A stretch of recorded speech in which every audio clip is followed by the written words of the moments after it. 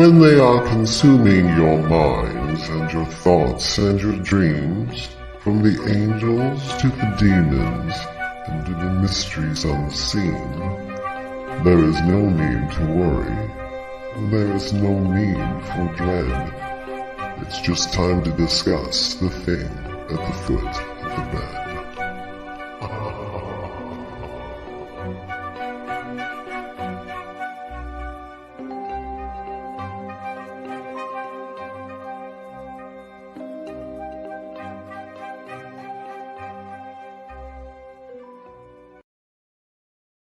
Good evening, and if you're just tuning in, you are listening live to UFO Paranormal Radio Network, otherwise known as United Public Radio Network, or even easier, UPRN, to the thing at the foot of the bed. I am one of your hosts. I have my amazing co-host to the right of me here on the screen. We should be known as the host with the hair, I think. But anyways, I am Lorilei Potvin. I'm a Canadian clairvoyant medium. Hey, Zach, nice to see you. Canadian clairvoyant medium, crystal Reiki energy healer, Akashic Records practitioner, spiritual teacher and mentor, and registered nurse.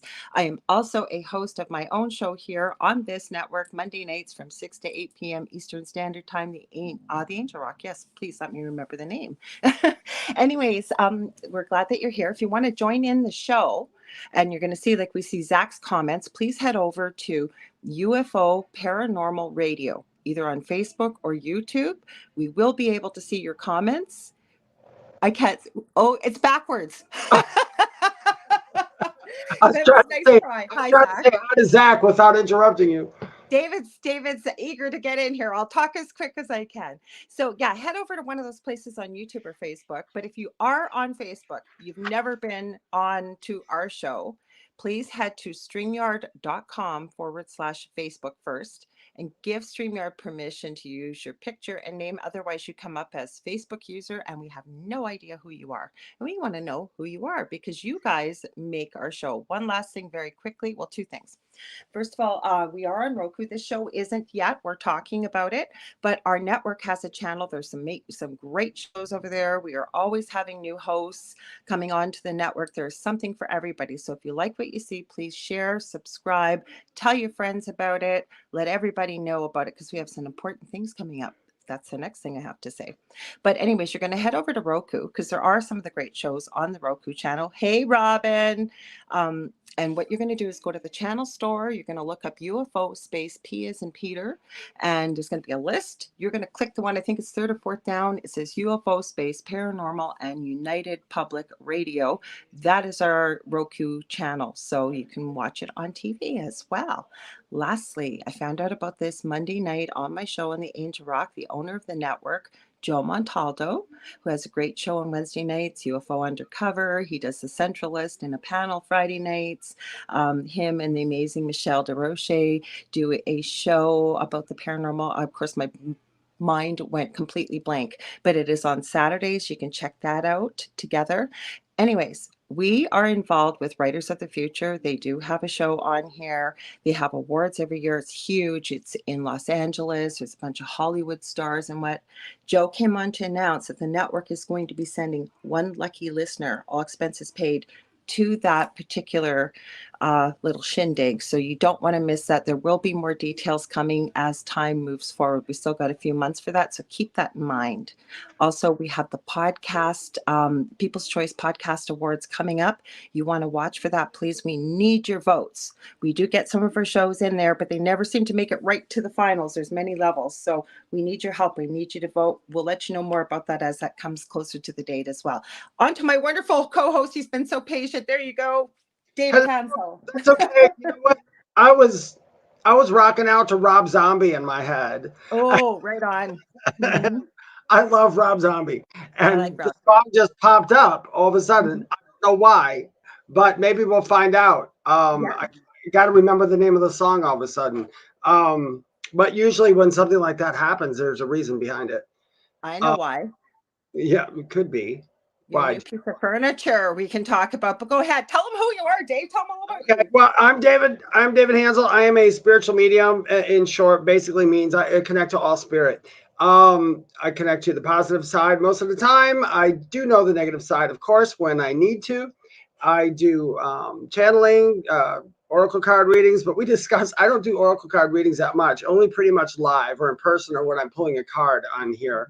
I am a paranormal investigator, although I haven't, since COVID, been able to investigate anywhere, which is very sad. And that is about it. And TikTok. You got to tell them about TikTok. on my TikTok, Yeah, and your mystics too. oh yeah, well I was gonna let's wait till the end, but if you guys also want to know a lot about the afterlife, I have a whole TikTok channel that is pretty much all about near-death experiences, what happens to me, because what happens to you may vary. But that's on TikTok under at Medium David Hanzel. And then I have another podcast called Mystic Stew, which I only make a couple like every couple weeks, but they're short form. So I just answer quick questions. And sometimes I answer questions from TikTok that I can't answer on TikTok because TikTok would shut me off. But I can do it on my own podcast. I can do whatever. You can do whatever. That's right. Yeah. But, okay. We have a couple things to talk about tonight, but I think the furniture and the animals, I guess. Okay, so Rob Zombie. Well, you were talking about that. Yeah, it's that song. Dun dun dun dun dun dun dun dun dun dun dun dun. I can't remember the name of the song. I can't remember it. It's not Living Dead Girl. It's not. I love that song, Living Dead Girl. Oh, I love Living Dead Girl too. That's one of my favorites. David and I love the same music. Sometimes we find because we don't get a chance to talk, we just send each other. It's that highway song. It's about a highway. Because you hear a cop in the song, he says, "Do you want to try me?" That's in it. You hear the cop whistle, and then the woman says, "Do you want to try me?" That song, there's a reason behind it. And then I'll figure out what it is because it popped into my head while you were talking. Okay, so what I got, so like I said, David and I we're so busy. We don't always get a chance to talk. So we talked yesterday, talked today, but we always send each other hilarious memes and what have you. So one of the topics we thought we'd start with is a really touching, I think, TikTok that you did. But Dave showed me this awesome chaise lounge that he got. And he didn't tell me that it was new or anything. He just showed me it kind of bare, and then he really glammed it up. I thought it looked amazing after it was done. And while he was filming it, before he put anything on it, I went, holy crap, that looks like an orb, after we talked about orbs last week. And then I hear Dave say, holy crap, I think those are orbs. Yeah, those are orbs. But then after, when he put a few things onto the couch, then we figured it might be dust. But as soon as I saw it, I went, that's got to be new. Like I was feeling like there's other energy, like it was quite old, but it was new to your house. Maybe somebody that was connected to the chaise lounge was a Rob Zombie fan. Like when you were talking about it, I don't know. Hi, Sandra. It's an old, the song is Thunder Kiss 65. There you go. I don't know what that song means. I've never listened to the lyrics. I'll have to watch the lyrics because it's odd that came up into my head. But I do love Rob Zombie, but I haven't really thought about Rob Zombie in a long time. So yeah, I did get this chaise lounge, and it's a very old. I don't know how old it was. When I first sat on it, I didn't get anything negative from it. So I was like, me and Lorilei, we discussed this. We're the same way. I don't like new stuff. I like antiques. I like thrift stores. I love stuff like that in my house. And Lorilei had asked me, had I saged or did anything to it? And I said, no, I didn't. And she said, I don't do that either. We don't do that. I said, I bet you didn't, is when I said, I bet you didn't. And that's when I said, I don't do that either. Let's just see what comes with it. We are, we've been doing this stuff long enough. If something feels negative, I'll know it right off the bat. But I brought it into my house. And this is the weird thing. Before I brought it, the lady who sold it to me said, let me steam clean it for you because it's been sitting for so long in this, like, what are those called? A storage place. Right. And I said, sure, no problem. And I picked it up late. So it's clean. I mean, that thing's clean. There's no dust on it or nothing. It's clean. I put it in my house, and today I had bought a new cover for it. It's like a bohemian throw. That was new. So that's probably where you sense the new from. But when I took a picture for one of my friends, because she wanted to see the couch, I took a picture of it before I decorated it up. And when I took the picture, there's like orbs started. Well, they looked like orbs.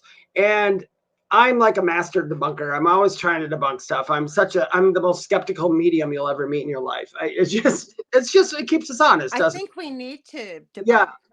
But I took that film and they were flying out and there's only a couple of them. when I put on, now, then I shut off my camera. I put on the new, the throw over, and I put my big pillows on it. And then I did another video. When I did the other video, there was tons of orbs everywhere. So that's where I said, that's got to be dust from taking something out of the package or something. But it was odd. And the only thing, I don't know, it's hard for me to tell in my house, and Lorilei can attest to this. There's so much in my house all the time. Having an energy other than mine is just expected. It just doesn't bother me. It's just there. But there were some of those were lighting up without my flash on, and that's where I thought it's orb. The ones where I noticed it before you said it in the first video. Yeah, they were big. But I think, see, that's the interesting thing, right? And that's where you get into things that are haunted, and you'll see things like that. They really play it up, it seems, depending what TV show it is. But energy can be attached to anything. It really can. Oh, yeah. Right? So I didn't sense anything negative, but I asked you if it was new, and I said, well, actually, it doesn't feel new feeling into it. But the one thing I mentioned, it's kind of segueing into what we thought we'd talk about, because I thought it was such a touching TikTok that you did. And it was your kitten Angel.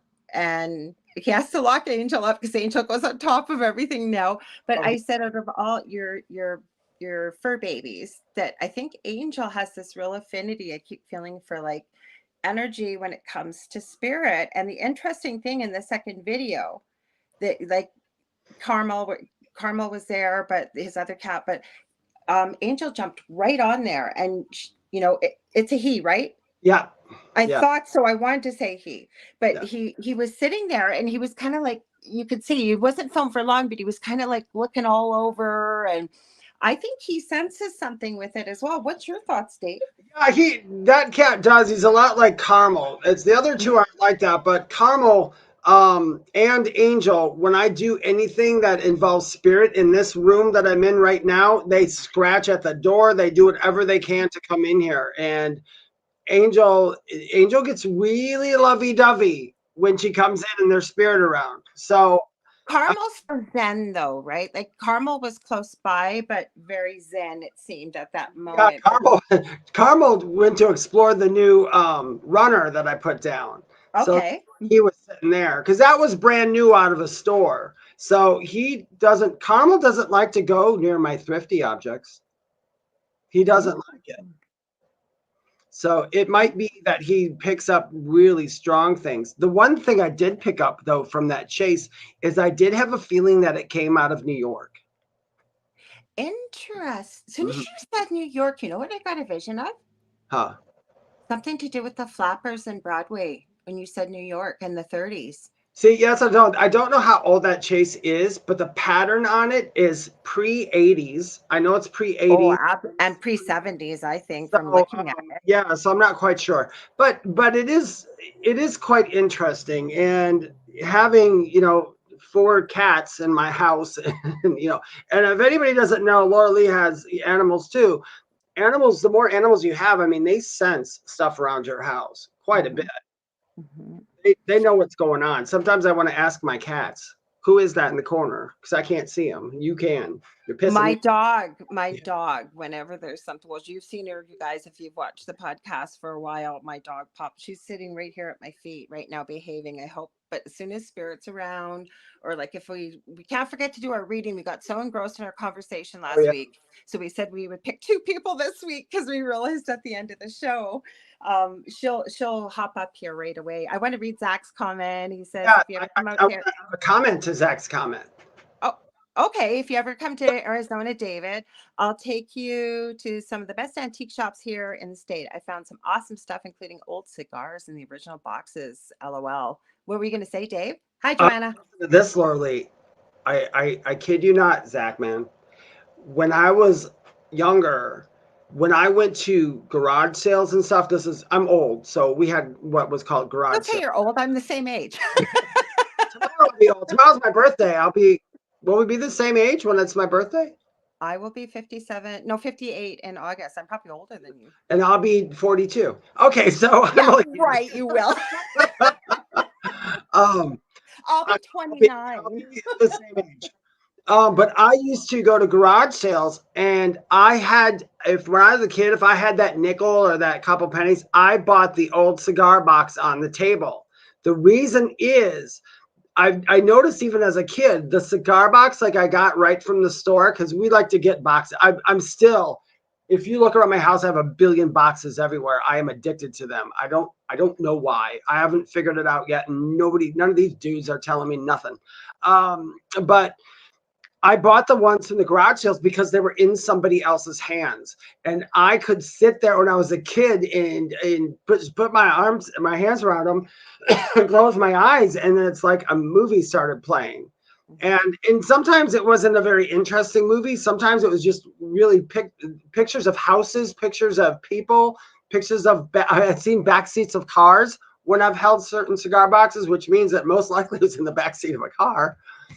But yeah, it's interesting. Yeah, if I'm ever in Arizona, I'll totally go thrift shopping with you.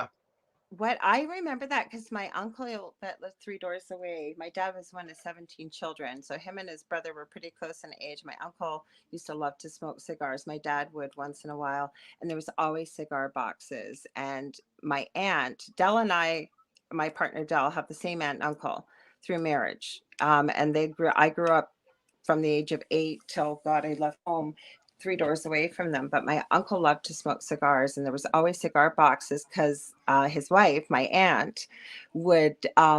She was from the Ukraine, her relatives, and she'd have her old grandmother here. And I remember being in the house, going in the basement, and there was all these old clothes and cigar boxes. There's just something so magical about them, isn't there? Like, I don't know what it is. Like when you open them. Boxes, I love boxes, and cigar boxes are very cool. I've had some that people would say, "Why don't you do some kind of craft thing to it?" I'm like, "No, don't touch it. I need it in its No, original perfect. state." You know. But you're You a know what you collector. keep making me think of? I have a mold because I'm a resin addict, as most people, if you know me, you've heard me talk about it. And I have a mold that looks like a box, or sorry, a book. And when you take the lid off, it's a whole box inside. So it's just been getting complicated with what do I put on top. Like I'm trying one right now with a dragon, really cool dragon. It's all like a twisty dragon mold. So it'll look like a book though. Like you could put it on your shelf, make it look like a book, like the outside looks like a binding. Go ahead, I don't, Dave.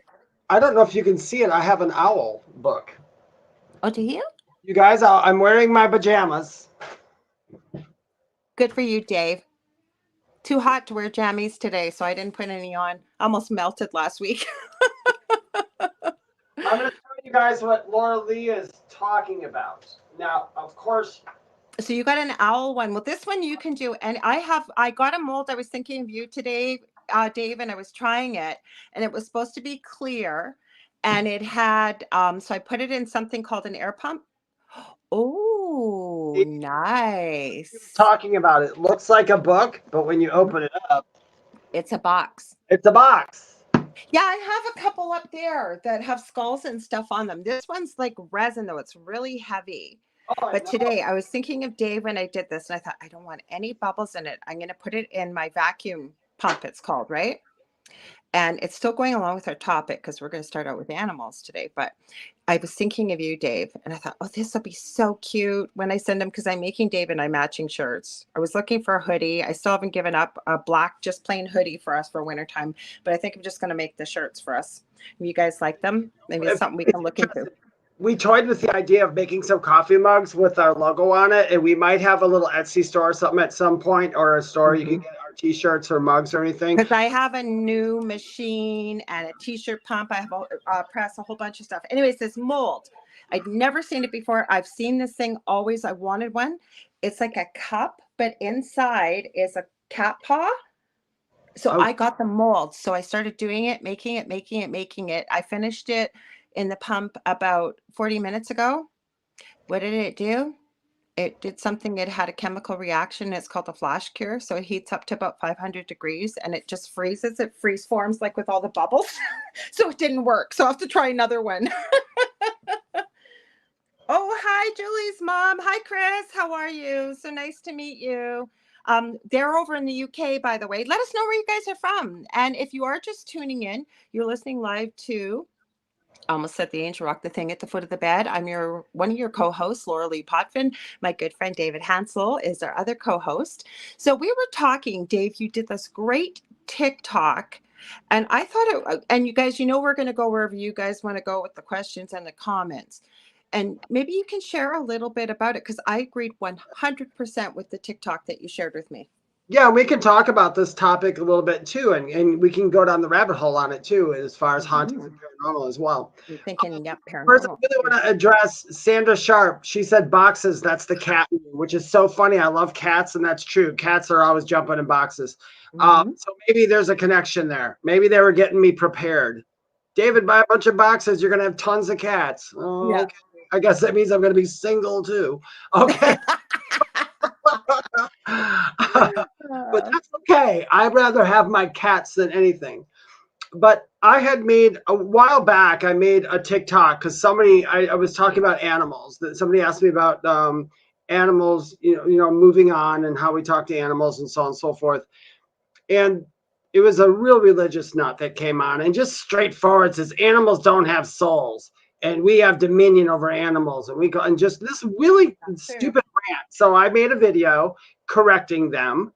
And anyway, they were a trolley church person. But I had on another one, somebody left a comment when they were talking about, it was another animal one. And she wrote down that animals do not have souls, she said she didn't want any hate for it. I don't know if it's a she. She said that they weren't made in God's image. Yeah, she said they weren't made in God's image, and that's why. So I had to, now I didn't go on there being mean, but ignorance needs an answer. And it's what a lot of people don't tell you. A lot of religious people always, when they always talk about God, they always say how we're in God's image. And I don't know what they're thinking. Like, we don't look like God, because God or source or whatever isn't a human being. And then I had told her, in fact, you're not a human being. You're a spirit having a human experience.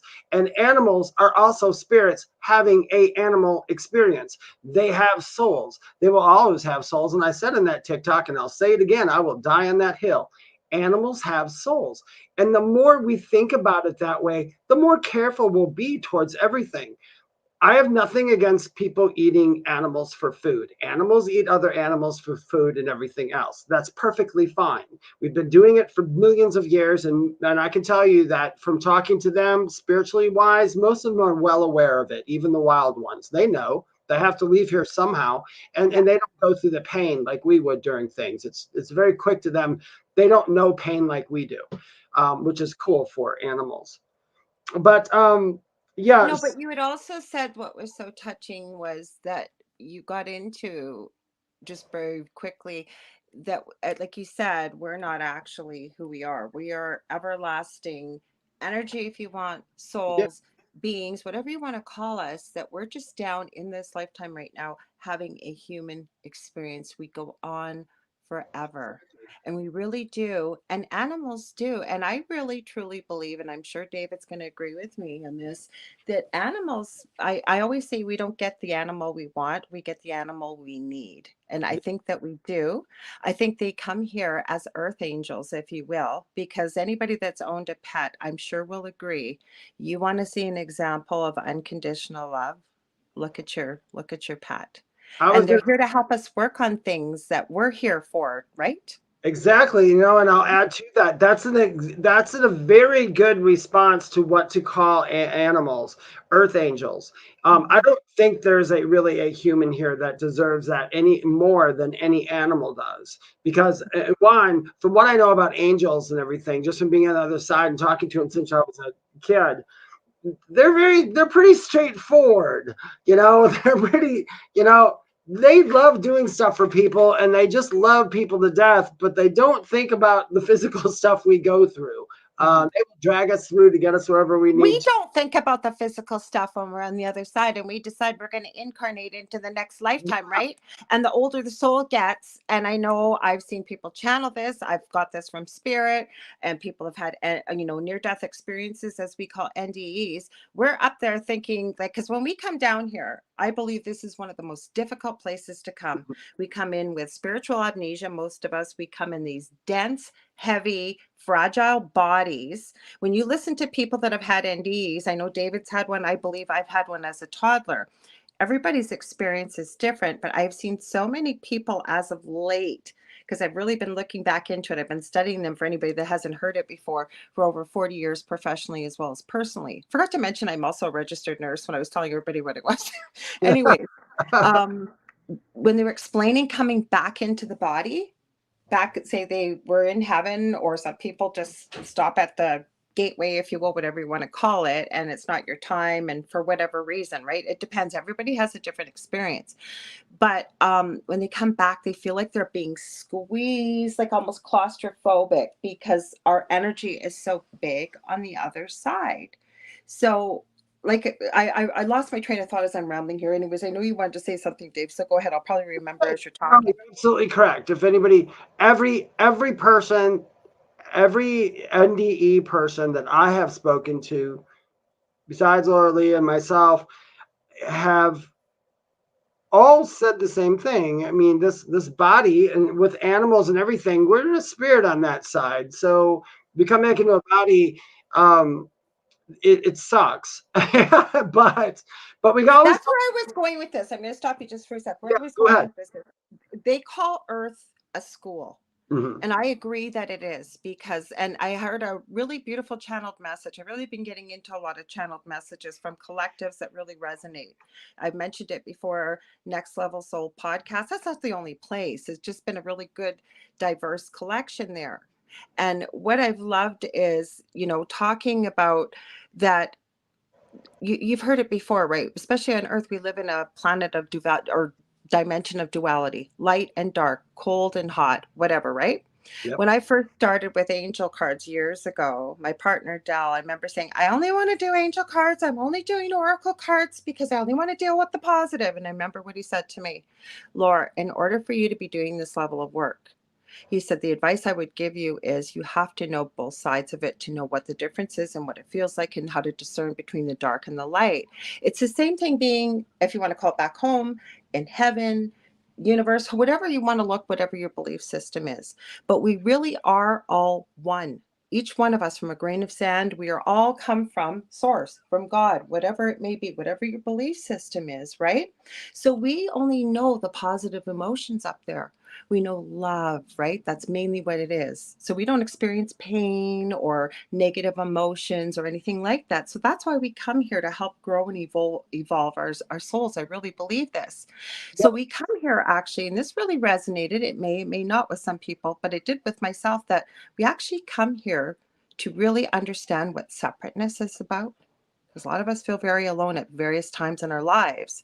Whereas up there, we are a collective. My friend once described it, another friend of mine, Heidi Hollis, she's had many experiences, not even NDEs. She's not passed away, but actually been over on the other side.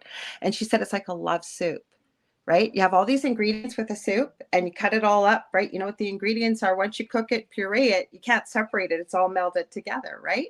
So we know what togetherness is.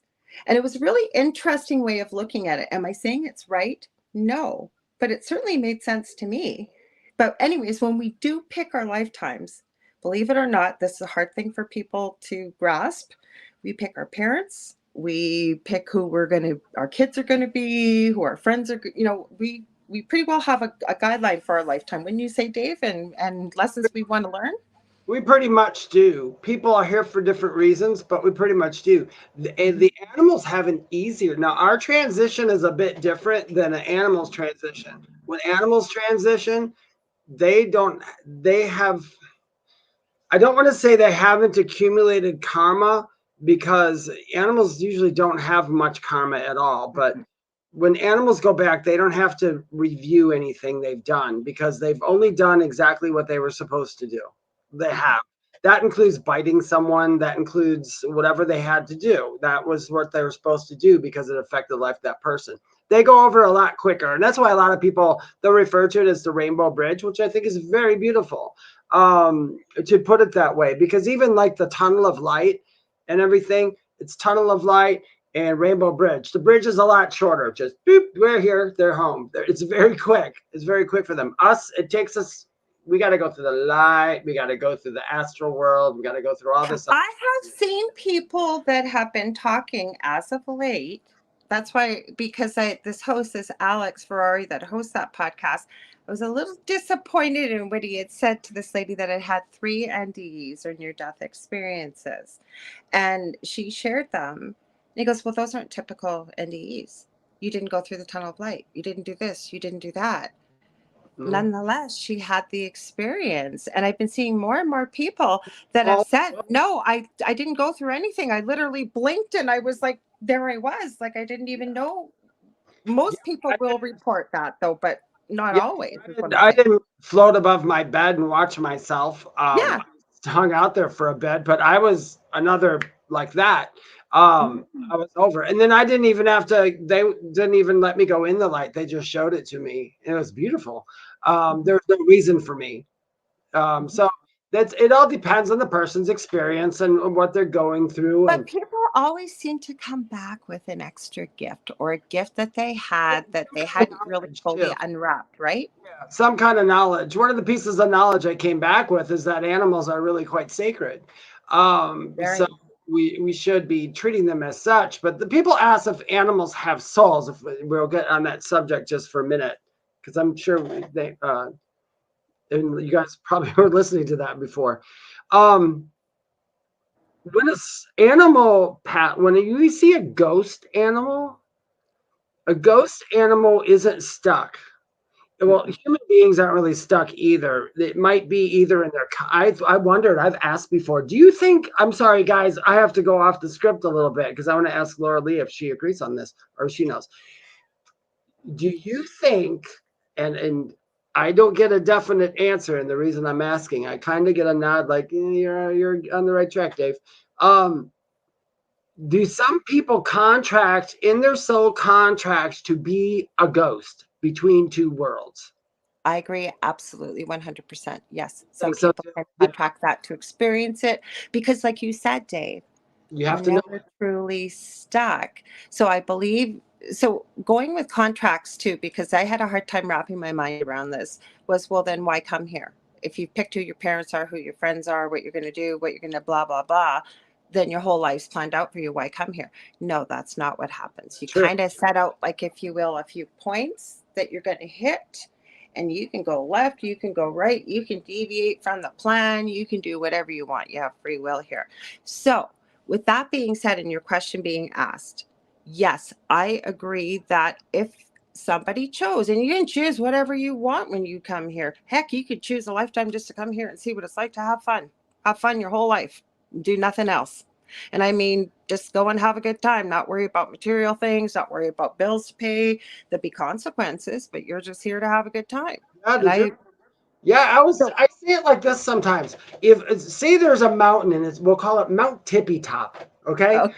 So Mount Tippy Top, the tippy top of the tippy top mountain is your end goal to your life, what you wanted to accomplish. But when you show up on the bottom of the mountain.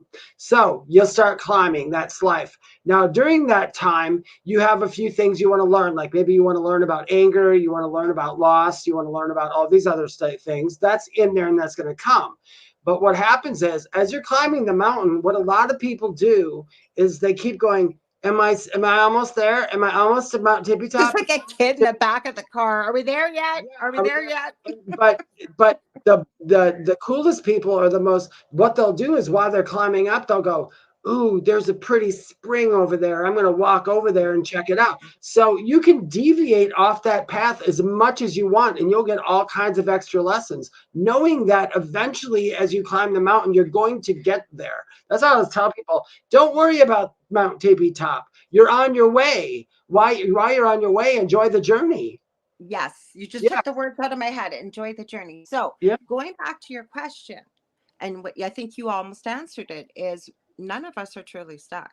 None of us are. Even earthbound spirits here, those that may be negative. I mean, then we start getting into things that are from other dimensions and stuff, whatever. But I'm talking about human spirits that are here, earthbound spirits. We are never truly stuck here. No, All we no. have to do is, if we really want to leave, right? Think of somebody you love. I had a friend on, my friend Augie Noss that's been on here. We were talking about this one night, and he said, if you ever find yourself in that situation, say maybe you passed very quickly or something, you don't even realize maybe you passed, and you're in a dark space. You don't know where you are. You're scared. You're afraid. You feel you're all alone. Think of somebody you love that you know is already, as I call it, back home or crossed over already. Ask them to come and get you. You don't have to say it, just think it, because it's That, telepathy on the other side. They'll come. but even So if you contract, very quickly, if you contract this for this experience to learn something to help to grow and evolve yourself as a soul, yes, I do agree that you could very well contract to have that experience. it's the same with paranormal researchers, ghost hunters, if you will, whatever too. We literally contract that into our life. They're like, you might have came in here going, I want to know what it's like to discover life from this angle, discover something, out of the ordinary from the eyes of my human self.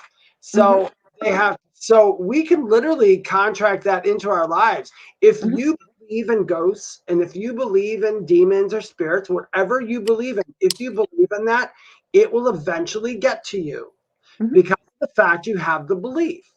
Now, there's some things, like there's certain things like I have a belief in, but I just don't think about it much. So it's not in my life. But I think even like with, and I think that sometimes I think we do contract to be ghosts because that person can then go haunt a house to help somebody Hi, else's Jamie. goal of seeing something that is out of the ordinary. Yes, Yeah, Sandra, you are right. She says, my understanding is that we've written in these side trips and sightseeing tours as options. Well, I don't think, I agree with you, but I think that there's options, but I don't think we write those in. Where I was going with this, and I lost my train of thought, is while we're up there and we're choosing that we're going to come in for an incarnation into a certain lifetime, we just don't come here, by the way. Though this place is one of the best places to come because we do experience a lot of pain. Life is difficult. And I saw one person talking about this, and I've since seen it quite a bit, and spirits confirmed it for me, that while we're up there, right, they have a council, very wise souls that sort of oversee the person as they're choosing to make an incarnation into a lifetime. And I find it seems as the older the soul is, I mean, the more lifetimes I'll say that it's had, right? It thinks, hey, I'm going to choose alcoholic parents, and I'm going to be a drug addict, or I'm going to be homeless. And I'm like everything you could possibly think of, right? You want to pack in as much learning as you can in this incarnation. And then usually the wise soul is there off to the side, and you can disagree with me, Dave, but it makes sense to me that they're talking to the soul saying, listen, I understand you're excited about this, you really do want to pack in as much learning as possible, but you have to live that life, right? So sometimes they never tell you what to do, they just point out you got to live it. that part is, I know, I think it was, what was her name? Who's the famous medium on Montel Williams? Oh, Sylvia I Brown. know. Sylvia Brown had Thank mentioned you. in her book sometimes about there's a council of 9. Mm-hmm. And there is a council of 9. That's absolutely correct. But I know a lot of times how it's explained to me is it's not always that we pick the actual situation. Sometimes if you want to learn about loss, you might end up being born into a very rich family, which you probably knew that, but maybe you don't know that somewhere along the line, that family, it could have a change of something and they could lose all their millions, and then you have to experience loss. So sometimes we contract not always the situations, but we do. But we also contract how we want to deal with certain emotions that we aren't familiar with. Or what about patience? I always say to people, like, say you patience. pick patience for this lifetime, I can guarantee you not with 100% certainty, but you probably are not going to be put into a Buddhist Zen monkery from babyhood onward. You're probably going to be faced with, and this is how we know usually what our lessons are, because they keep showing up over and over and over until we're able to master it or achieve or learn what we're meant to learn from it. Right now, I can tell you personally, mine is boundaries. Mine right now with 100% certainty is boundaries, because it keeps coming up over and over and over and over in my lifetime. And I know exactly what's involved with it. There's a lot of healing work to unpack and look at. And I'm working on it slowly, but there is. And until I master this, which means until I feel good about what my boundaries are, and by stating that to somebody without feeling guilty, maybe you're feeling, badly about it, that it's going to keep showing up for me. So that's almost something to pay attention to, folks. If something keeps showing up over and over, because I've met so many people that say this, whether it's you keep meeting the same type of partner and it never seems to end up properly, maybe it's a characteristic about that maybe you've set out for yourself to kind of be able to manage better. I don't know. What do you think, Dave? No, it's true. I know the first part of my life was all about temperance. The first Mm-hmm. part, I had to go through every lesson that could possibly be thrown at me to learn temperance. And Mm-hmm. trust me, it sucks. But Yeah, it's not easy. yeah, but after my NDE, the temperance is gone because they had told me that's no longer something you need to worry about. You're done with that. Although Yeah, now once you master it, you and got, you'll know this because I actually made a post today, and I'm going to bring it up really quickly. And I didn't post it to be negative, but it came up. And there's a Canadian comedian that can be very controversial. She's a fan of the cursey words, and her name is Nicole Arbor. She did a video about a certain spiritual self-help guru out there. And she took the time, she spent almost 10 minutes, and this particular individual has stolen every single one of their isms, their memes, their writings, and she showed it. She showed it, and he has put his name on it, and he said, it's mine, it's been written by mine, I've done whatever. So I posted it and I said, I didn't post this to be negative. yeah, But I'm hoping by sharing this with you that we will realize that we don't have to put people on pedestals. We are all equal. We are all the same. There's nothing wrong with being inspired by somebody that you admire, what they say, what they create, maybe what they do.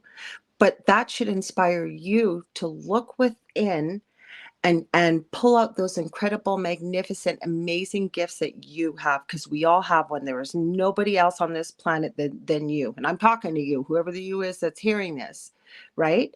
And to be careful about who we look to as leaders, because we really have the answers when we go quiet within and we quiet the mind, do some deep breathing, when you want to call it meditation, whatever you want to call it.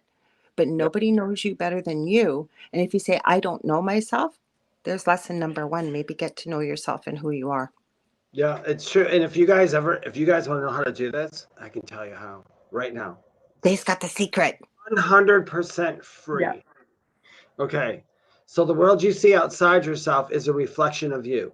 So everything you're dealing with, everything you go through, everything that there is a reflection from the self that is here, you. Okay.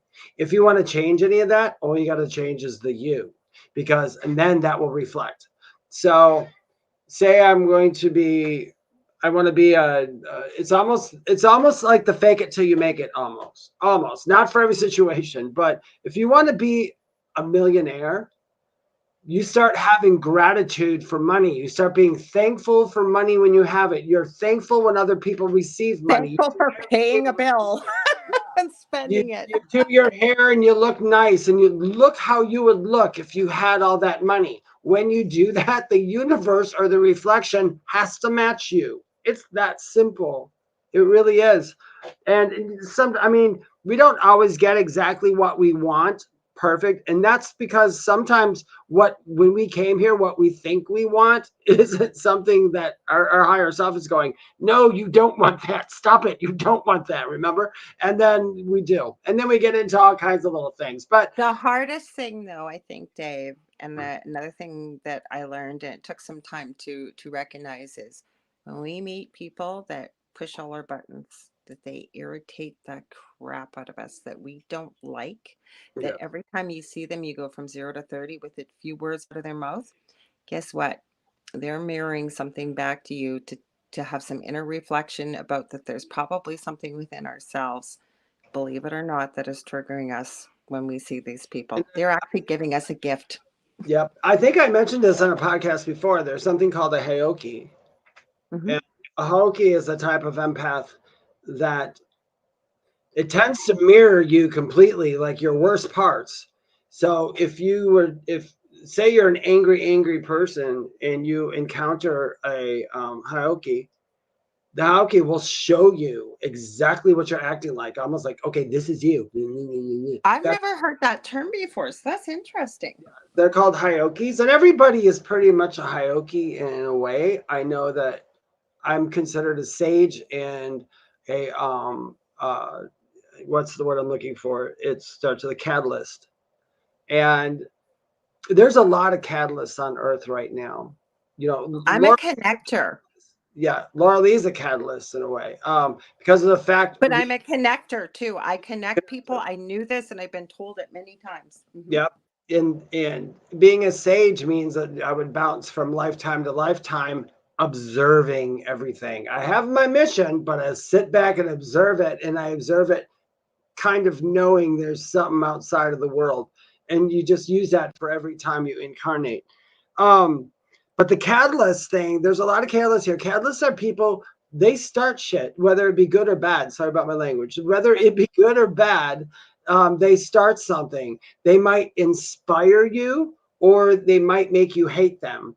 But a catalyst is going to do whatever it needs to do in order to shake up another person's life, because that's what that other person wanted. So if another person, like if I want to be shook up, they're going to send another catalyst my way, and it might not even be somebody I know. It could be somebody I totally don't know. And they'll say he needs to learn something fast. Send that person in, or get that person's available to go in. So it's kind of interesting that way. Isn't this crazy? We didn't mean to get all into all this spiritual stuff. We were talking about souls. We see Dave and I do this all the time, even off air, where we go all around and back again. And so with souls, you can believe this or not, but I truly believe that animals do have souls. And I've often said, I know well, it I for was sure. going to say, what's that, Dave? I said, I know that one for sure, 100%. Oh, so do I. I was in tears, actually. I'm not a crier when I watched your TikTok that you shared, because it really was that touching. But I was going to say that when I talk about our own paranormal experience, and I always say I wouldn't wish it on a blade of grass, even though I'm no better than a blade of grass, because we really are all a part of each other, everything right down to a grain of sand. Yeah. Right. But we all have some type of energy, or, energy can either be created or destroyed, transferred from one place to another. But we all really are a part of each other. But you brought up an interesting topic while we were off air. We said we're going to talk about animals. And then didn't we say we were going to talk about souls with ghosts and, with ETs and things like that as well? Yeah, we talk about all kinds of that stuff. But I wanted to bring up, I have wrote, if Lorilei doesn't mind, I will read it real quick. Absolutely. Go ahead, Dave. This is something that I had written a couple years ago for a magazine, but I forgot that I even did it, but it's called Animal Haunts.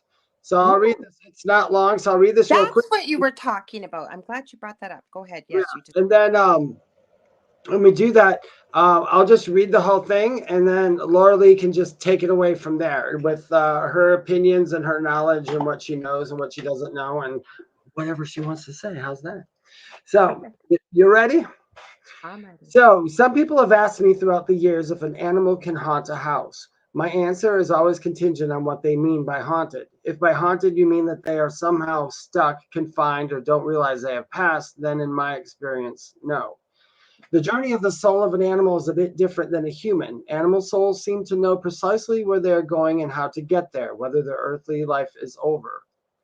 Animals stay quite connected to the other side during their physical existence. They can see and hear things that we don't. Much like human souls, though, they can have a strong emotional bond to a particular place or person that they spend a lot of time with, thus visiting and wanting attention from whoever may be visiting that domain once called their own. In some instances, the animal can come back to help collect a soul who hasn't completely crossed over for whatever reason. They do this out of unconditional love, and if it's agreed upon, it will be of assistance to the soul in question.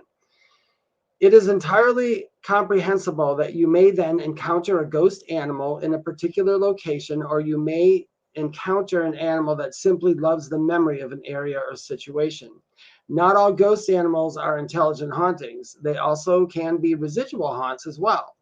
There may have been a particularly strong emotion that an animal had or situation that happened that was emotionally strong enough to imprint an energy signature that may be picked up by cameras or EVP.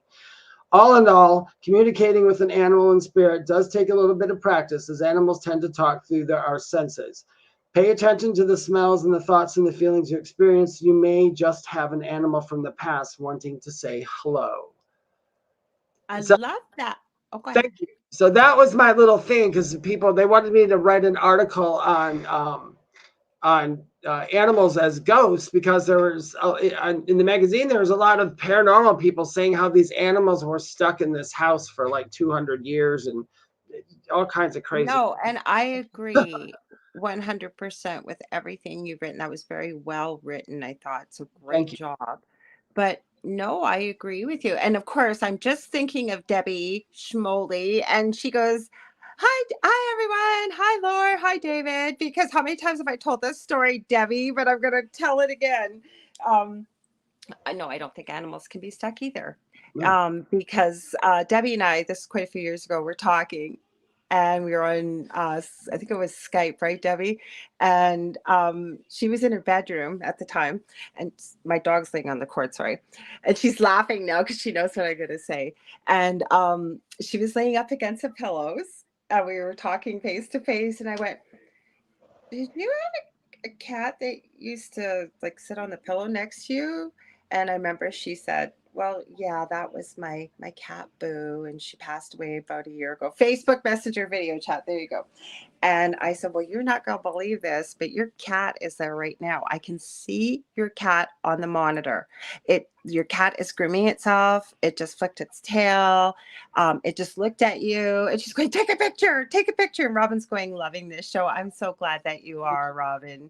Don't forget, we got to do our readings tonight, guys. So remind us if you got questions or whatever. So we don't forget our predictable reading that we do sometime during this 2 hours. And tonight we're going to do 2 readings because we missed last week. We got so engrossed in the conversation. Back to Debbie. So Debbie goes, Lord, take a picture, take a picture. So I'm taking these pictures, and I can't see it too clearly, but Debbie had me send them to her. She still has them, and she believes her other cat, please forgive me, you're going to say the name Debbie, and I'm going to remember. She believes the other cat that she has that had been also crossed the Rainbow Bridge, if you will, is behind Boo in some of the pictures. So 2 of them were caught. Now, are they stuck? No. I think they're there. Mocha, thank you. And I should remember that because my youngest son had a beloved cat named Mocha. I will remember that. So I think they were there. They were giving you some comfort. That you probably one of their favorite spots to lay. And I truly believe, and you will hear depending on who you're connecting with, who you talk to, and we all have different belief systems. You got to take what resonates with you and leave the rest, okay? But I truly believe that we can visit from the other side, whether we're human or we are animals. And I think that when we're in times of need of comfort, or maybe they just want to be close and give us some of their energy from the other side. I also, let me add one thing, Dave. I was just going to say the other thing I want to say is when we pass, human, animal, whatever, a lot of times we hang around for a while to make sure all our loved ones are going to be okay. Go ahead, Dave. Yep. Yeah, and she's absolutely correct. Animals do that as well. Sometimes an animal doesn't go over right away. Sometimes they will sit in the house for a minute. Like I had stated in that article, animals can perform as death doulas. They can also they are also like rescue mediums in a way. And when an animal, like I said before, there are many animals on the other side who you might not even know, or like, let's do it this way. The first dog we ever had, her name was Angel. I just realized that. She was a poodle and she hated my guts. She over and over. There's probably a reason behind it. But no, say if I pass and I wasn't me, I just passed and I'm kind of stuck in between because of the fact I'm like, I don't want to go because I learned all this stuff that's going to happen to me. And now I don't want to go. Angel may step in and be like, no, David. Well, they won't actually say that, but That's all religious dogma that you believe. It's okay. Come with me. I'm going to take you home. yeah, pretty much. And that's how they would do it. And you would be able to understand that animal because on the other side, we don't really use words. That's such a misconception. You can use words back and forth if you're in certain predicaments, certain dimensions, whatever we need. But in your natural state, everything is by thought and it's rapid fire. So Lorilei could be on one end of the universe after her life, and I could be on the other one, and I could just think about being someplace at the same time, like maybe, oh yeah, we should meet in front of that waterfall, whatever. And she would just hear that and go, oh yeah, I know where that waterfall is. And then they would just show up and they're like, hey, so what's up? So it's really it's very cool. So I don't know why people always leave that kind of stuff out.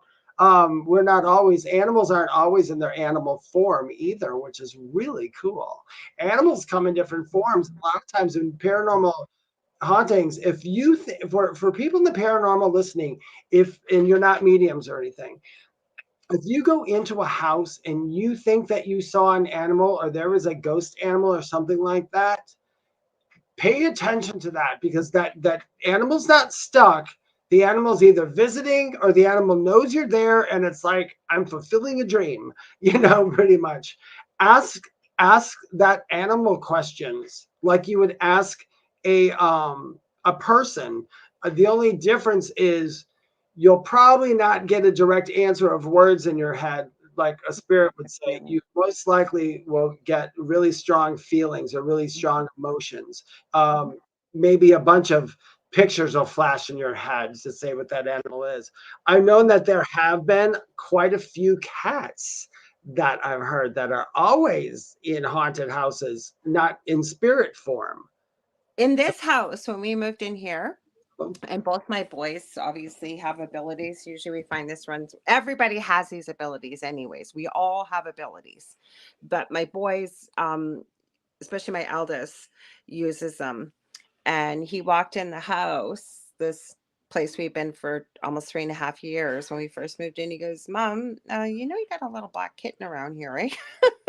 And I'm going to trust him. I mean, I believe he's been around here. But another story I want to tell that I'm going to read Janie and Debbie's comments is that when my son Justin's kitty, he had got her for his birthday. This is years ago. And her name was Mocha. And I'd never seen a human being and a animal so bonded. Now, this is my son with severe autism. And he would maybe go with his dad when it was time to go for a couple days over the weekend or whatever. And that cat Mocha would sit on his bed. And you'd hear them. And my son doesn't speak a lot, but he does speak. But you'd hear him saying Mocha, and you'd hear the cat say meow, meow, meow, meow, meow, meow, meow, whatever, right? I don't know if they're communicating or what. And Mocha passed very suddenly of a very rare thing. It's called a saddle thrombus. It was a blood clot that goes in the big vessels kind of coming from your heart into the cat's legs, and they're in a lot of pain, and they can't fix it. And I remember when she passed, and my son he actually lost 70 pounds. He's a big boy, but he lost 70 pounds over this cat. He grieved for months. But I remember the night when this happened, and it broke my heart because there's one of these things you want to be wrong about.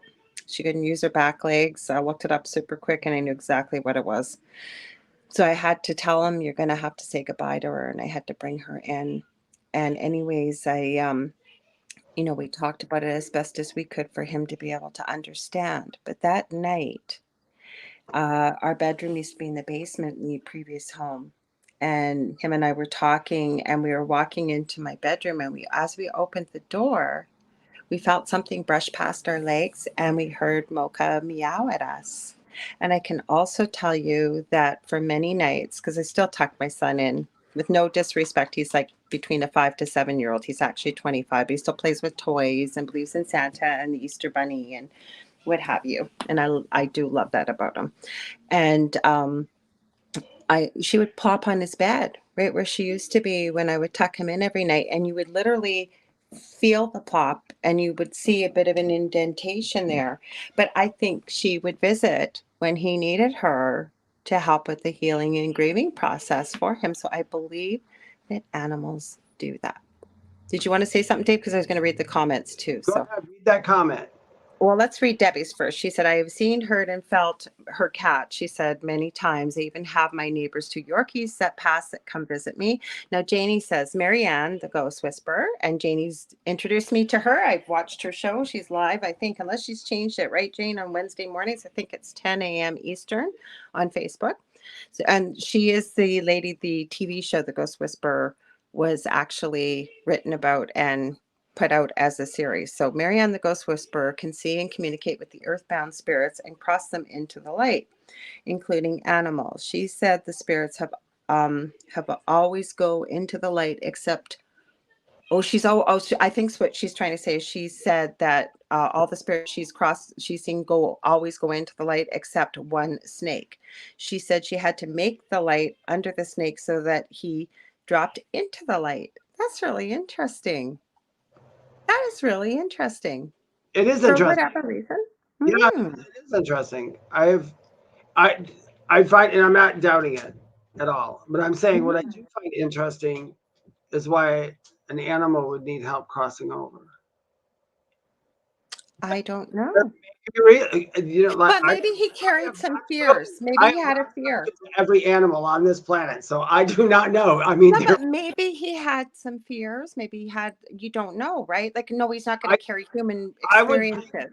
I would think a reason would be like if I had to come up with a reason, if I had to theorize it, this would be my theory of why, like that snake in particular would, because that snake, just because it's a snake, animals that are in the same species can also be on different levels too. So you'll see cats and dogs that are going to be pets, but you'll also see cats and dogs in the wild. So if it's a pet and it's been named, it's probably up an evolutionary scale. So this snake might have been up an evolutionary scale as well. So I think that the snake would have had an attachment to life for whatever reason. Yeah. Like maybe he thought, I love the owners, or I just had babies, or the snake, that's exactly what I was just saying. Or they could have been wanting to wait for some reason, which it would be good for someone like Marianne to do, to say, there's no sense in you waiting here. Go enjoy. Go back home. Go enjoy.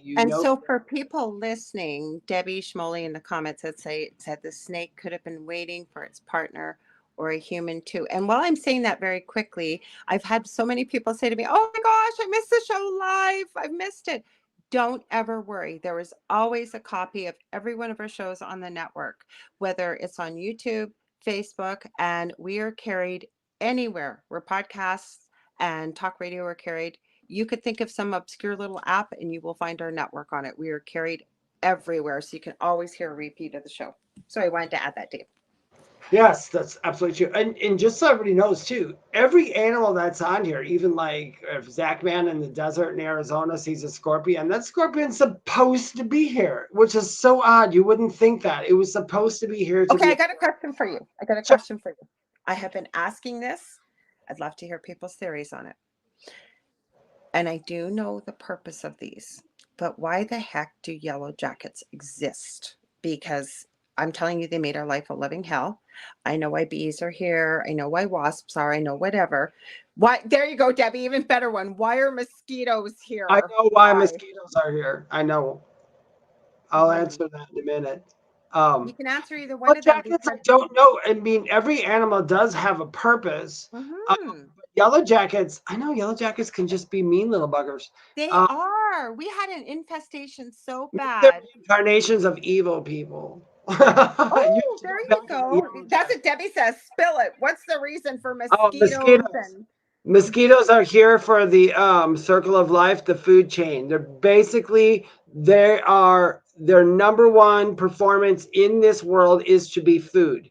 But There are those who take something on, because the mosquitoes that would take on malaria weren't here just to be food. They were also here to spread that for whatever reason it needed to be spread.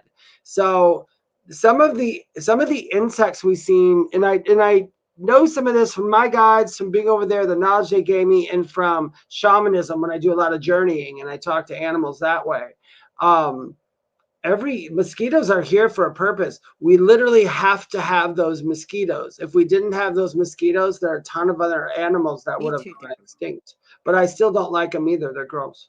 Okay, so Zach says, I wouldn't mind scorpions if they didn't attack unprovoked. I will let spiders live, though. Yeah, spiders are good Oh, things. I do too. I let spiders live all the time. Unless, well, here I had a black widow in my sink one time, and I couldn't get her out, so I had to put her down the drain. I didn't mean to. Well, yeah. Well, Debbie said, they like to think I'm food. I hear you. They love me too. Well, I wanted to add something that you brought yeah. up. It was a show on the Angel Rock quite a few months ago, but it just came to me, Dave. You were talking about when you're driving along the highway and you happen to see an animal that very unfortunately lost its life to a vehicle or something. You were talking about that you name them in the honor of animals being named. Do you want to share that a little bit? Would you Oh, mind? it was the I had the squirrel attacked, is when you were talking about the squirrel who committed suicide in front of my car. It pissed me Mhm. off too. I'm like, damn it, squirrel. Um, when I go by, um, it is nice if you want to name the animal, because once you name something, that shows love. It's a type of love when you give that label. Didn't you say it's a highest honor for an It's animal, a though, great to take the honor for name? the animal. They the and I'll tell you about the squirrel in a minute. But when I go by dead animals now on the road, I used to get so upset. And I sat there one time, I was with my guides. I'm like, this is going to be very difficult for me, because there's a lot of them around here in North Carolina, a lot of this. And I said, I get upset when I see them smashed on the road. He said, why? They're already over here. You should be happy for them. And Mhm, I said, well, instead of saying I'm sorry, what could I say? And they're like, tell them thank you for their service, mhm. which is, I think, is a beautiful thing. And that's true. Any animal, whether it was with a person or not, even one that just in the middle of the woods, that deer ran out and hit a car, thank them for their service, because that one sacrifice that that deer made affected the driver of the car, affected a whole lot of things. Everything has a ripple effect to it. So I believe that that happens, as far as like, we don't have to say awe all the time. The animal usually, I know this, the animal usually goes. And the reason I know is, I'll tell the real quick funny story. Years and years ago, when I first came out of the coma, when I first got my driver's license back, I was driving to go have something checked in my car, and a literal squirrel just ran out in front of my car. This was within the first year I came out. And I ran it over, and I looked in my rearview mirror, and it was just flopping all over. I had to pull over and cry for like 20 minutes. I was Oh, so distraught. And then after I got back from the place, I was still distraught, and I was driving up to the mountains by me, Crowder's Mountain, and I was telling them, Dad, do you remember that, Debbie? I think Debbie saw the video. I was very upset, but the squirrel, they I said, remember it too. the squirrel wanted to thank me for that, because of the fact that he said his entire life, the one time he ran out and had that with a human, had that kind of interaction with a human, it touched me so hard, and it touched the squirrel too. He was like, thank you for showing me that love, because there was nobody on that planet who showed me love while I was here, because I was just a squirrel in the woods. So the squirrel was really I quite remember thankful that for it. now. The reason how I know that the dialogue was true, because after I asked, I always ask for a sign or something. I got up to the mountain. I went to pull out my laptop thing to make a video of it, and a huge deer just walked right there and just stood there, not scared, not nothing. And this was a trail that was traveled by a lot of people. So yeah, that was, Debbie says she remembers when I made that video. But it's Mhm. true. Animals are quite thankful for us for doing things. And that's why and ghost animals are too. Sometimes if you're in a house, or your house has ghost animals around it, they're not there to scare you or haunt you. They're there to say hello or maybe thank you or just want your attention for some reason. I've seen them act as almost like the welcoming committee and Oh yeah, spirit, like, and they take that job very seriously, and they're a big part of the experience. Like, say it's especially a well-known place. I've never really heard, and please feel free to share if you have, of anybody having this horrific experience with an animal that's in spirit form. Have you, Dave, or anybody else? mean one that was bothered me, you mean? Or was evil, or was like they had horrific things happen. I've never heard of that I've with an never animal. had in my life, in this life or any other Yeah. life that I can remember. No, but I don't think I've ever heard, like you said, you'll hear about animals that are in paranormal, investigations they'll come across in spirit form. But that's one thing I have to say.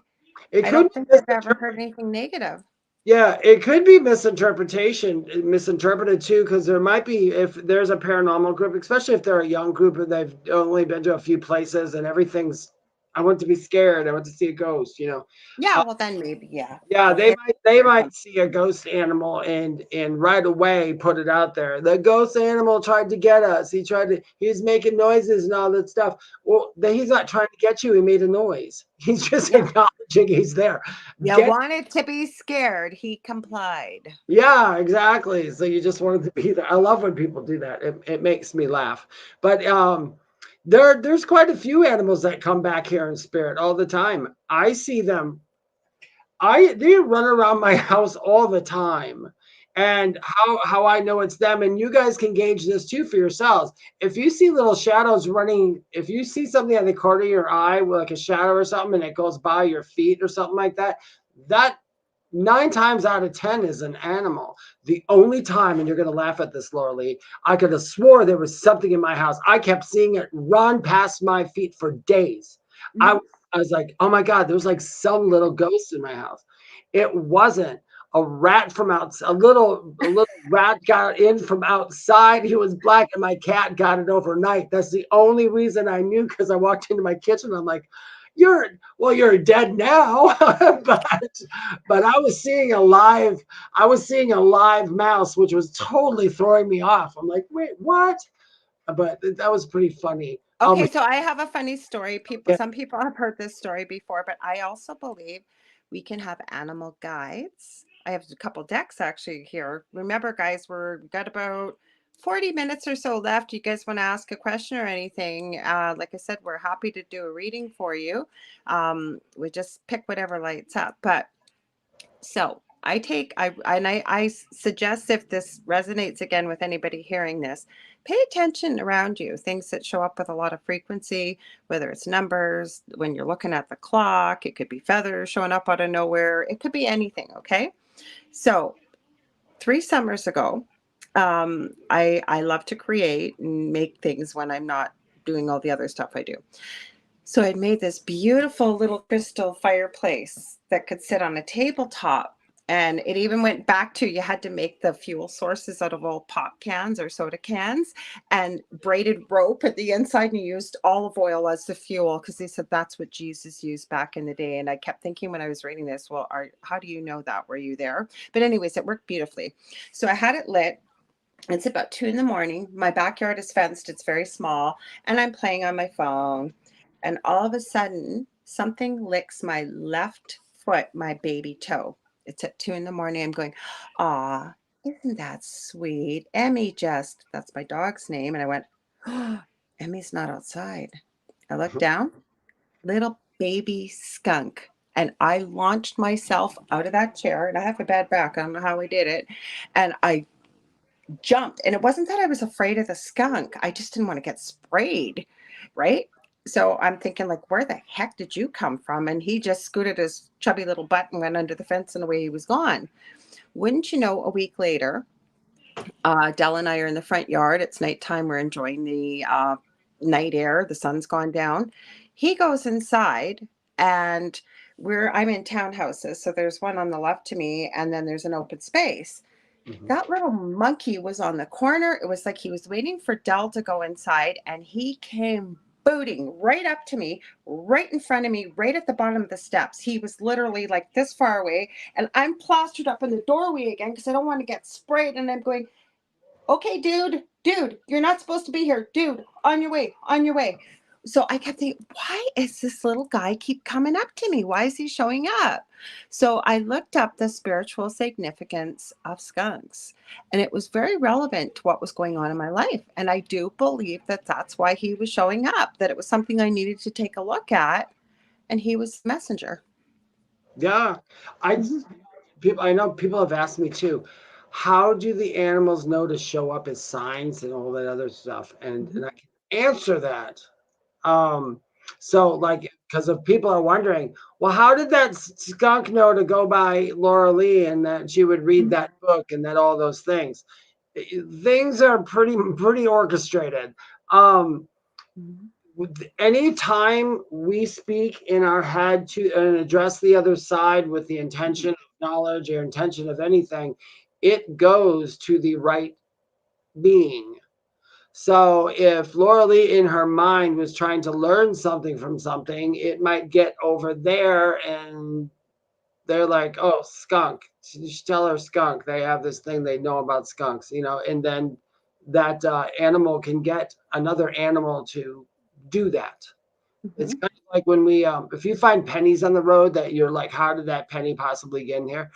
A spirit can drop that penny, and it's done by moving you into the dimension, a dimension where that penny actually is lying. So they're not actually taking a penny and picking it up with their little ghost hands and dropping it on the floor because one, you can't because you have no physical body.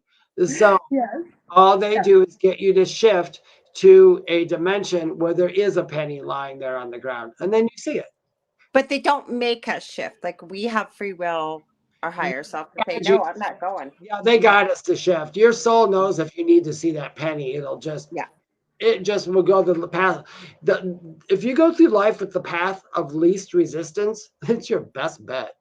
It's always your best That's bet. what I always say to people. And I guess as the older I get, it made a lot more sense that when life is really difficult, nothing seems to go right.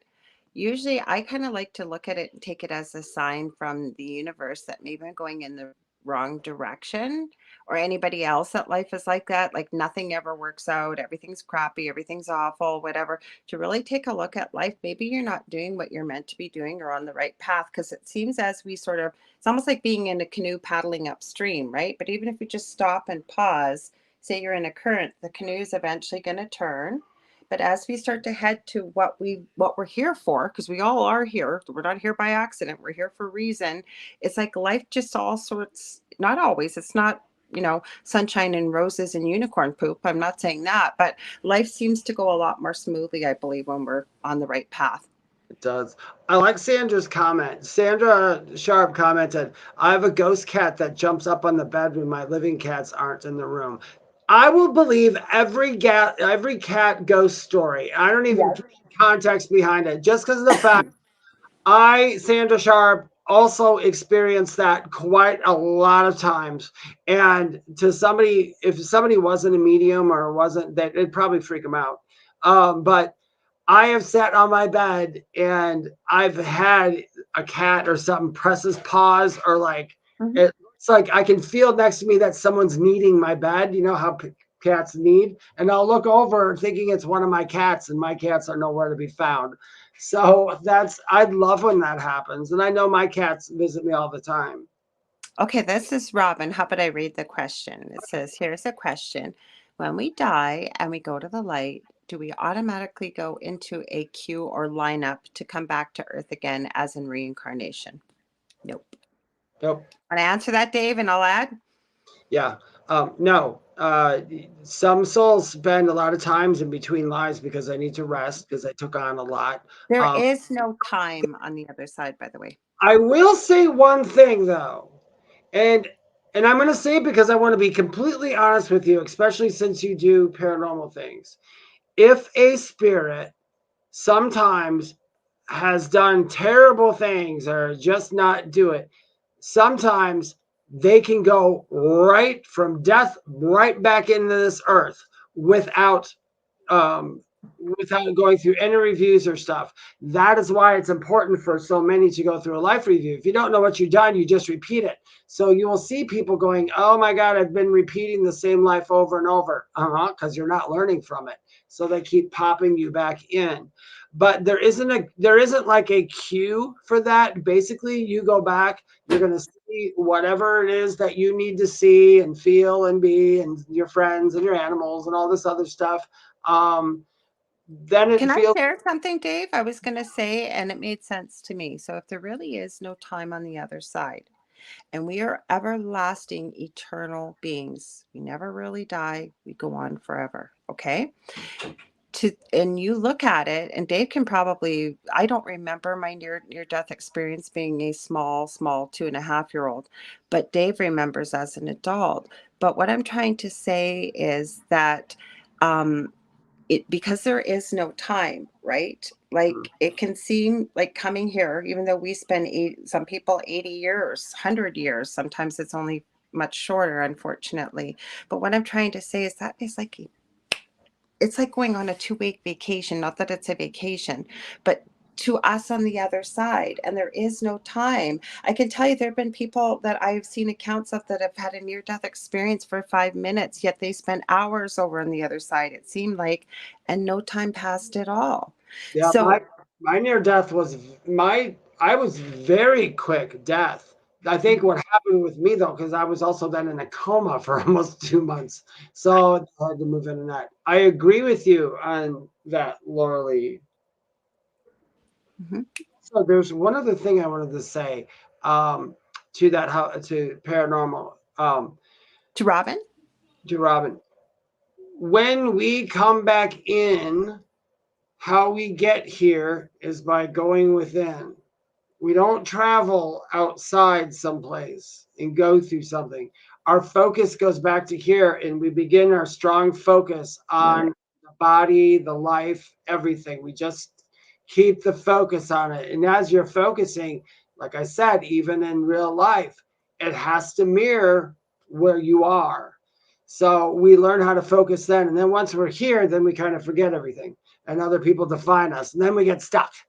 I If you're do want to add something, then I'm going to, we'll read Debbie's question because she has some Yes, questions. yes, But what I please. will say, Robin, is that your loved ones can always hear you.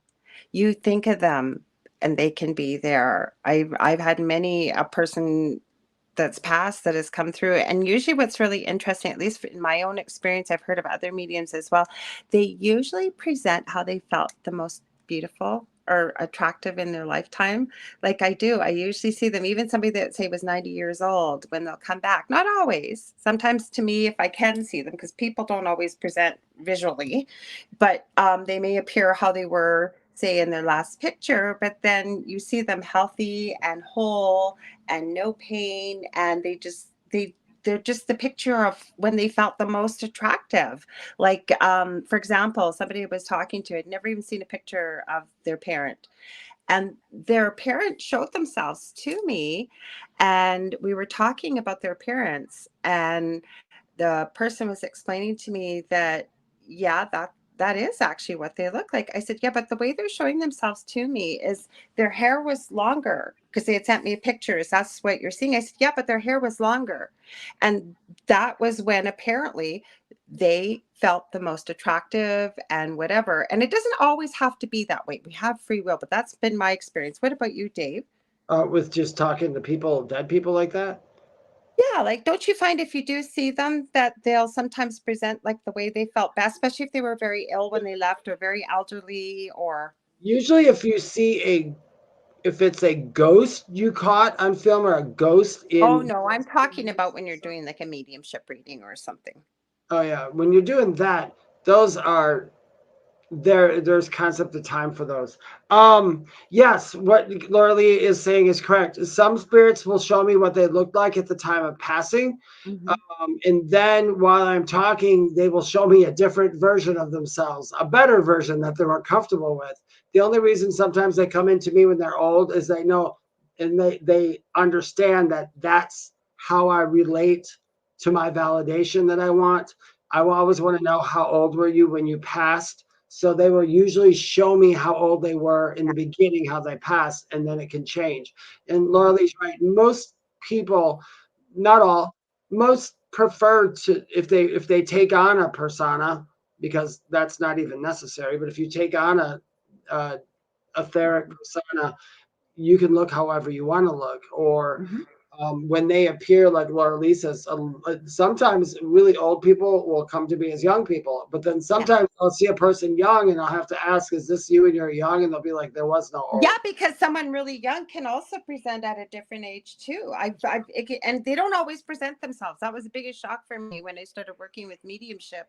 It was like going to a different country every time I connect with someone, because sometimes you'll hear and then they might send pictures, or they might send symbols. Sometimes it's a feeling. Like they use all of our senses, right, to be able to get the message across.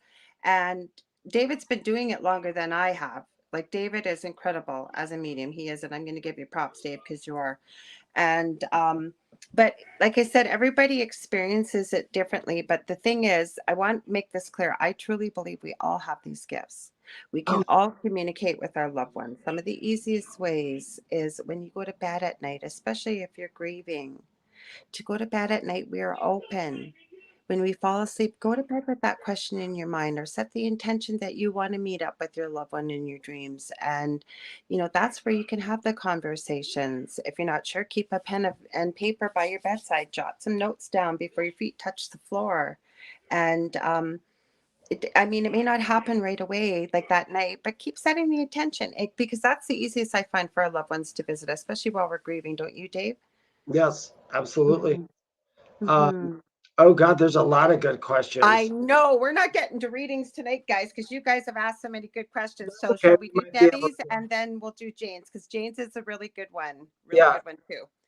You want me to read Debbie's, or you yeah. want to Go read? ahead, read Debbie's. Okay, so Debbie says, I have a question kind of off topic. Nothing's off topic here. Yeah. Can a human who passes become a walk-in? I know angels can do walk-ins, but can humans? Well, this is my opinion. I'm going to tell you this, my opinion from what I know and from my experiences and everything else.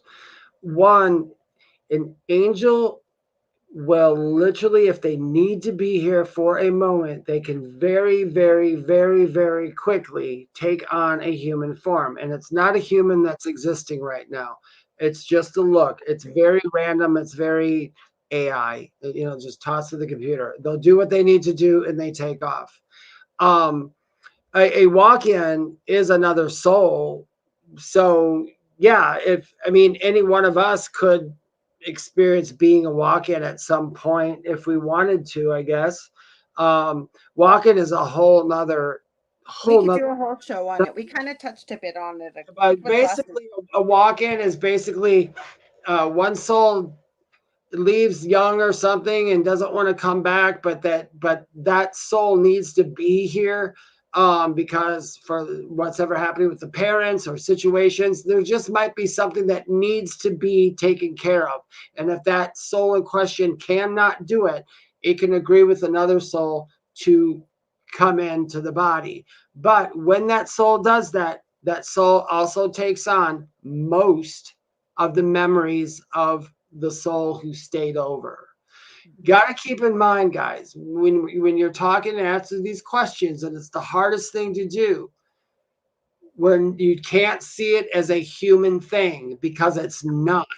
It is very different from being a human. We don't, there isn't one human standing here waiting to jump in another human's body. It's not how that goes. It's exchanges of energies and everything else. That's what Yeah. I know so far. No, I agree. We have to take the human glasses off, if you will, Yeah. because we aren't really who we really are in Yeah. soul form either.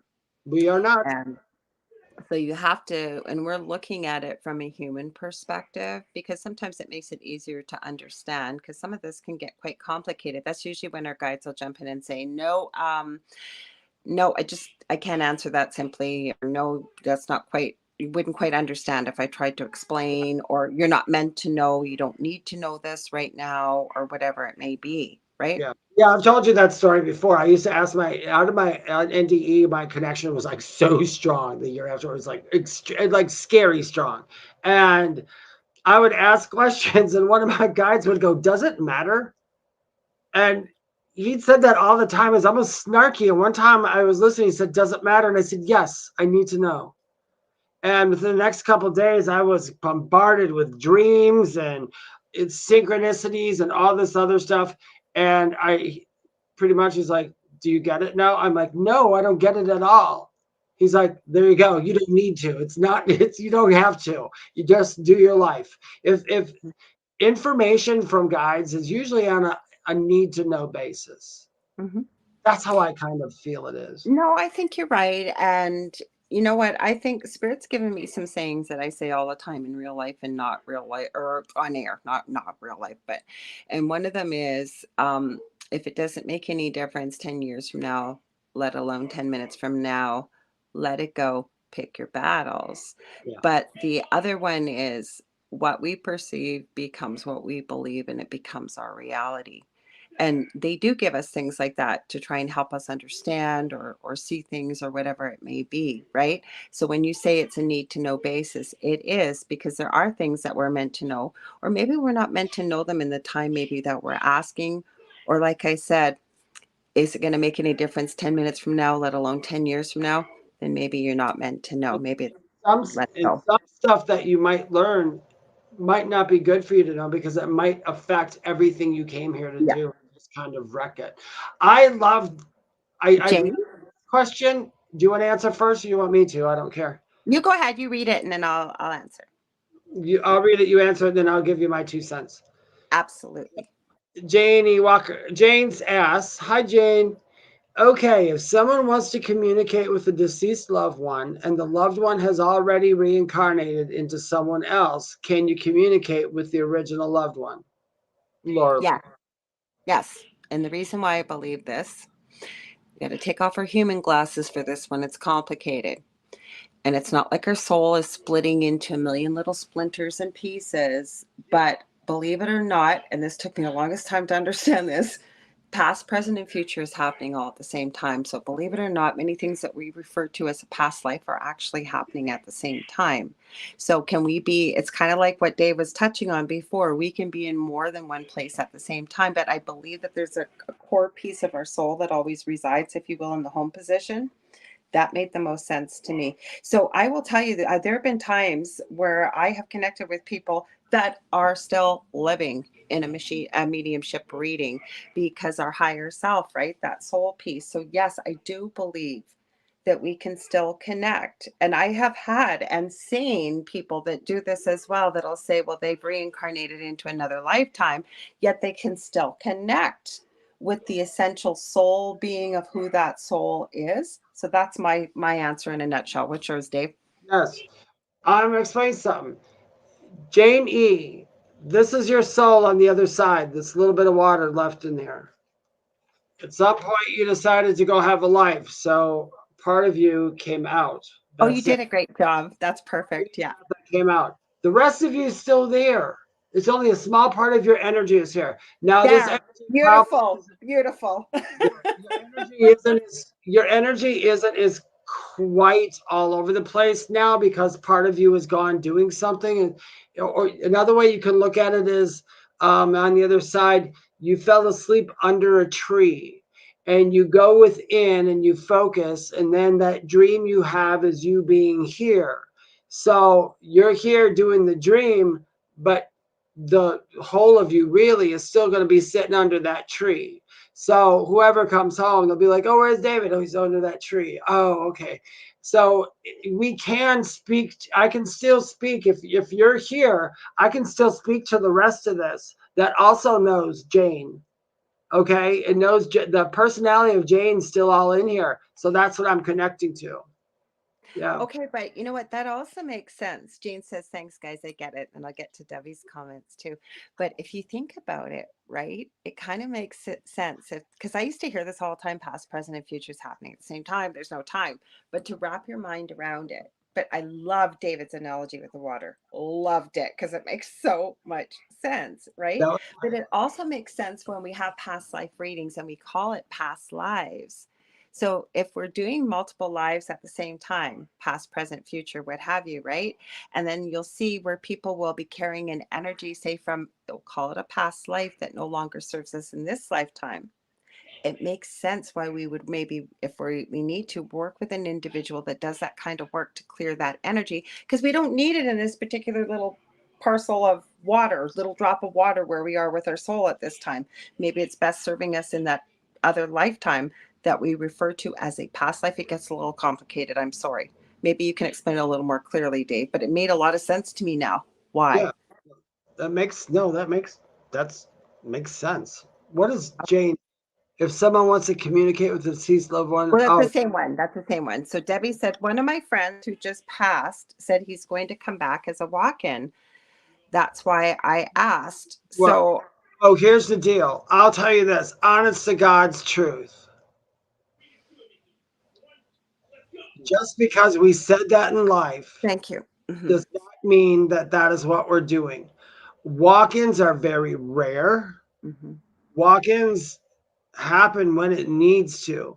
We can't just go, oh, I'm going to go be a walk-in, so I come back to Earth and skip all the childhood part and just do this. Because there are special souls, I should say, who would be a walk-in. Because that soul would have to be, he might get into a body and that person had been totally abused, has done lots of bad things in his lifetime. Maybe the IRS is after him, all that stuff. But this walk-in's still going to take it on because he says, I need to be here for this. So I'll take on the rest of that. And it's basically taking on both, because a walk-in would be as if I had this cup of water and another cup of water here, and I poured a little bit of each one into another cup of water. Well, Debbie said, no, he just said that after he passed. Well, it could possibly be. A lot of us have a little bit of an adjustment time, and depending on what we've gone through in the lifetime that we're going back home, if you will, because I do know those that take their own lives. So be careful with the S word here on YouTube. I as I understand it, it made some sense to me. We got to kind of remember who we are, if you will, on the other side, right? Because we have that amnesia. And then when we go over to the other side, we still retain some of that humanness and personality of who we were in this lifetime, right? But the thing is, we got to forget a lot of that humanness of who we are. And I've just with connecting with spirit, connecting with other people that have been on the other side for a bit, sometimes we got to go to a bit of healing. There's a whole bunch of things. Now, sometimes, well, I've yet to see a person, I can't say I've spoken to every person that's crossed over, but we do a life review, and there's no judgment with the life review.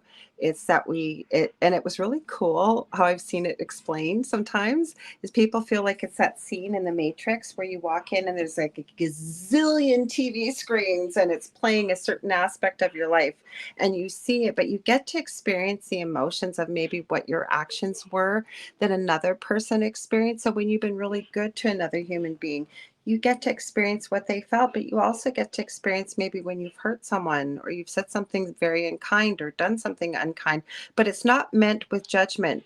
It's meant to ask yourself as a soul, what did you learn from this experience? It's neither good nor bad.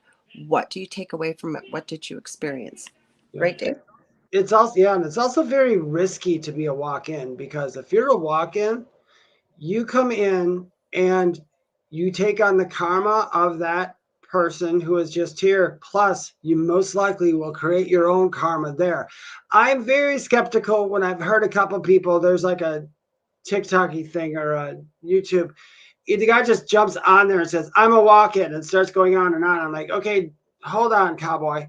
Because one, from what I know of, most walk-ins either aren't aware, or if they are aware, they usually aren't going to tell anybody, or it's not in the plan to tell anybody, or they have no idea they're a walk-in, because they come in and they have to come in here with the same exact amnesia that we had, that everybody else does. Nobody comes in here knowing anything. Even Jesus didn't come in here knowing for sure who he was, but he did recognize all the powers and the cool things and what he was here to do. But a walk-in for me, most walk-ins don't know. They have an idea, but it's kind of like when I've seen people too that goes, oh, they're a reincarnation of an angel and they run around and tell everybody. Okay, one, no. You wouldn't, why would you run around and if you ran around to tell everybody you're an angel, that would be vanity. That would be vain. An angel does not possess that. So But it serves no purpose to yeah, do. exactly. It literally serves no purpose for that. So I don't know. I mean, he might have been a walk-in. I will not doubt anybody because who am I to say what everybody else's experience is? But just from what I know personally, I do not believe that most walk-ins I'm would going to add something. with the idea to tell everybody that they're a walk-in because it would also change things. Okay, the thing I'm going to add, like Debbie, I'll read her comment and I wanted to add something. She said, I'm not that familiar with walk-ins, so it's kind of new to me. I was fascinated when he said he was preparing to become a walk-in again. I guess he must wait for the right soul. Okay, what I'm going to add, and again, I can't argue your experience in any way. You experienced it, and we have to take it for what you're saying. But what I want to say is, depending on how you receive this information, are you sure you were connecting with the energy of who was your friend? Because I do agree that walk-ins are very rare. And with what Dave has said, Dave and I have had that conversation many times for quite a few years off air, not just on air. And again, we don't know everything. We make that very clear to you guys. We are not experts. We are sharing with you what we have either gotten from our own guides or through our own experiences throughout our lifetime. So I always say just because I haven't experienced it doesn't mean it didn't exist. And Debbie said, yeah, I just don't know enough to say it could or couldn't happen. And yes, you're sure it was him. The Well, thing that throws me or puts me, the thing about this gentleman that puts me to the spot where I can't get that question. out of my mind would be that right there. I'm preparing to become a walk-in again. He said he was preparing to become a walk-in again. There is no walk-in job. There isn't one. I can tell you that from that one I know. There isn't a spirit that specializes in doing a walk-in. There isn't one. Because any spirit could be a walk-in. It doesn't matter. As long as they've had experience with past lives and they're a strong soul, they could do it. But I agree with what like Lorilei said before too. There's literally no purpose for that person to become a walk-in. And if there was, I don't think they would know it. I'm just very skeptical of it. But from what I know about walk-ins, and I've read a million books that I got back here on walk-ins, it's very rare, and they wouldn't come here and tell people they were a Well, you walk-in. have to keep us updated on it, Debbie. Yeah, Let us know how that goes for you. And maybe it's something new for us to learn through your own experience. So we appreciate you sharing it. You guys have asked some great questions here. We've got like 5 minutes left here. So does anybody have a quick question, or do you want us just to maybe pull a card and do like a general reading? Because we could do that as well if you'd like us to do that. What do you think, Dave? Sure. Should we do that? Unless somebody happens to post a question quickly. I'll grab one of my decks here. Gotta look and see. Ooh, I don't know. I'm on a Kyle Gray kick, and I guess it must be. Oh, Debbie does that. I don't think he meant it as a job more than he was finding out that the time and soul was right. You'll definitely let us know when you know. Perfect. Awesome. The I was hard going thing to say, though, walk-ins are probably harder to validate than life after death. I mean, there's really no validation for a walk-in unless this gentleman could describe a house he used to live in from a past life. mm-hmm, Then I would go, okay, I would believe you're a walk-in then. mm-hmm. Yeah, but it's hard to say. I was going to say I'm on a Kyle Gray kick to transition to just a quicker topic very quickly. And I guess it must be meaning to see it, either that or it's the AI on Facebook, because his posts keep coming up every day. He does have a free webinar coming up, I think next week too, guys. And I do really like his lives because the one thing that I really love that he says, and I mean this from the two of us as well, But because he has such a big public following with Hay House and stuff, he really is quick to remind people that he is no better than anybody else. Which one? Top? Should he be put on a pedestal? Not that I'm saying anybody's putting us on a pedestal, but I just love how he really brings it right down and simplifies things. And he says he works with angels. So anyways, I'm drawn to, I have 3 of his decks, and I'm drawn Who to are you talking about? Hmm? Who you're talking about? Kyle Gray. Oh, I love Kyle Gray. Yeah. Mm-hmm. Yeah. So do you want to pull a card? I'm going to pull from the Angel Guide deck. Hang on there. My son Justin's in here. He's popping in here. He's chomping at the bit. He knows what time mom's done. I'm going to tell you why. Because we saw this super strange light in the sky last night that was turning light. It was turning bright, and then it was changing colors, and it was flashing. It was doing all kinds of stuff. We have it on video. So he's going to let me know that what he thinks it is. That's why he wants to let me know. Robin says, we learn so much from each other. We do, especially if we're willing to hear one another and be open-minded. Knowledge is power. Okay, so we got like literally 3 minutes here. We got to sign off. You guys, I pulled a card for the group, and it's so funny that this card came up because earlier I was talking about going within to be that and all that, you know, the who you are. And the card is solitude. It's a solitude card, which means going within because peace prevails. If you guys can stop looking at the outside world as affecting you and just go inside and connect there, you'll get all kinds of answers. That's where you get and talk to your loved ones. That's where when I'm talking to loved ones, I'm not going out there to talk to them. I'm literally bringing the other side in here. So I'm gonna tell you guys. Oh, hi, Jesse. You said Judy. I'm going Debbie. I was just gonna say Debbie. I don't see Judy, but she said hi, Jesse. Debbie said hi to you. Thanks. He said thank you. Okay, so this is really short, sweet, and simple. And I do want to remind you guys, stay tuned. We've got the Outer Realms right after this with Michelle DeRoche, Amelia Pisano. They have a show Wednesday and Thursday nights. Stay tuned. They always have great guests, even if they do a show on their own. So you don't want to miss it. So really simple. If you have a question, you've been wondering whether or not you should do it. Yes, is the answer. yes, go to pride. I'm also hearing too to believe in yourself, to trust within, to go within, to trust that you know yourself. I already said this. I guess this is just confirmation. To trust that you know yourself best. You do have the answers. It's to be able to quiet the mind for a few minutes, whether it's with deep breathing, to go to a safe space, maybe just before you're falling asleep, maybe just before you're fully awake. But the answer is yes. So Robin says, cheers, guys. See you later. Cheers to you. Thanks for bringing Chris through with you, Robin. So Dave, want to tell them where to find you quickly? If anybody wants to find me on social media, that includes Instagram, Facebook, or TikTok. It's at Medium David Hanzel. If you want to book a reading with me or if you want to book a reading with me, the only place you can do it is my website. That's theywhispertome.com. I never private message people for readings.